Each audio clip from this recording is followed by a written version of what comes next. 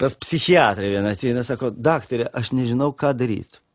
Aš naktį visą laiką sapnuoju, kad aš karvė ir žiaumoju žolę. Ką tai galėtų reikšti? Nu, ką jūs, mieloji, nu tai čia nieko baisaus. A ką kiekvieną naktį, va taip žiaumoju ir visą laiką žolę. Nu ką, mes čia tokių vaistukų išrašysim, bet nebijokit, čia nieko baisaus. Nieko baisaus. Iš ryto atsibundu, tai pusės matraso kaip nebūtų. Pas gydytoją irgi. Daktarė, man galva sukasi. Aš matau.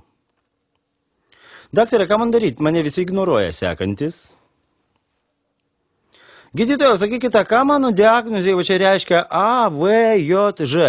Tai reiškia avelnės jį žino. Mergina maudosi jūroje, plaukė, taip, rami jūra, jinai užplaukė už plūdurų, gilų ir staiga pajunta, kad ją iš apačios kažkas tai pradeda nurenginėti. Reikia, gelbėkit, ką jūs darot, gelbėkit. Ir iš apačios toks pasigirsta balsas gruziniškų akcentų, mergaitė, tyliau, čia mes delfinai. Šeimyna sėdi prie vakarienės stalo, vyras toks kaip visada liūdnas.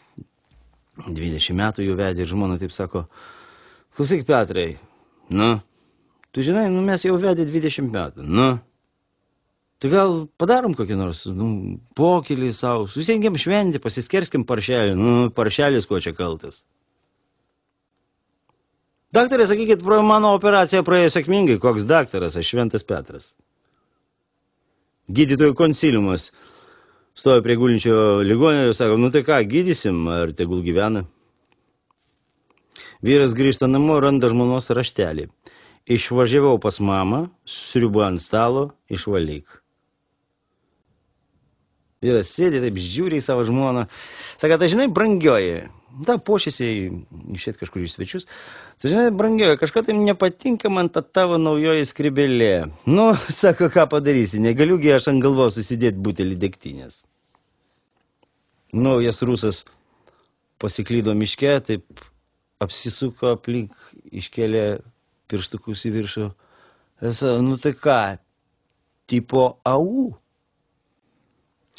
Guli Sara su Chaimu Palangoj pliaže ir Sara sako, Chaimai, klausyk, mes jau čia 3 valandas gulim. Čia žmonių pasižiūrėk, kiek aplinkų, tiek daug, toks karštis, tie vaikai su tos vidinuko, einam gal įsimaudyti. Sako, Sara, tugi žinai, plaukt aš nemoku, asisiot dar nenoriu. Naujas rusas prasuko labai gerą biznį ir nusprendė aplaistyti restorane. Tiesa, biznis svetimam mieste, jis užeina restoraną, atsisėda, ir sako, berniukas, oficiantas, ateik čia. Reiškia, ką, atnešk man taip šalto, kokį taip porciją, bet taip kokį gerą, taip už kokį 100 baksų. Paskui sriubos man irgi taip, davai tokios geros kokios iš vėžlio. Tegul suranda vėžlį, bet taip pat, kad būtų už 100 baksų sriuba.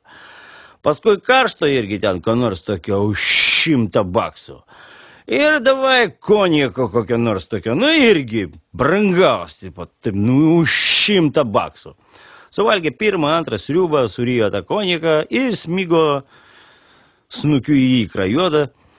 Ir čia ateina gurmanų porelė į restoraną, vyras su žmona, tokie, kaip rusai sako, zavsigdatai restoraną. Ir atsisėda prie staliuko, sako, reiškia, Mašinka, mes prie to paties staliuko, jo, sėdam prie to paties, gerai. Atsisėda, sako, garsonas, ateikite čia. Žiūriu, čia jūs naujas. Jo, sako, aš čia tik 2 dienos dar dirbu, nieko nežinau. Aha, reiškia, tu nežinai, ko mes norim. Reiškia, ką, Mašinka, tą patį, jo, kaip visada. Reiškia, berniukas, garson, klausykit, atneškit mums, prašau, 2 putpelės. Jo. Gerai, pala, kur jūs einat? Putpelės 2. Kiekvienai putpeliai po sparneliu padėkit, paprašykit virtuvėje, šefas žinos, jisai jau ten žino, kad būtų avokadas įvyniotas į plonai pjaustytą šoninę, išmirkytas raudonom Chateau de Réunion vyne. Aišku, gerai. Aš jam pasakysiu, jisai, pala, dar ne viskas. Reiškia dabar snapelėje, ne? Mašinka, kaip praeitą kartą? Aha, jo.